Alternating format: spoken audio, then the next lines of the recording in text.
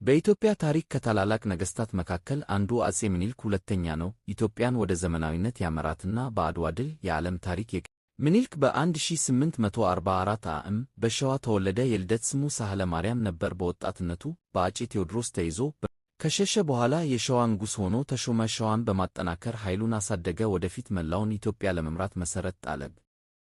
ከአፄ ዮሐንስ አራተኛ ሞት በኋላ በ1889 ዓ.ም አፄ ምኒልክ ሁለተኛ ሆኖ ነገሠ። ከዚያም የኢትዮጵያን 1896 በአድዋ የተካሄደው ጦርነት በአፍሪካ ታሪክ ትልቅ ቦታ አለው። ምኒልክ እና ባለቤቱ ታንዲ ቤዲያቭ ሕዝቡን ምኒልክ ዘመናዊ ኢትዮጵያን ለመገንባት ብዙ ሥራዎችን ሠራ። ስልክ፣ ቴሌግራፍ፣ የባቡር መስመር እና የዘመናዊ ከተማ ግንባታ በዘመኑ ተጀምረዋል።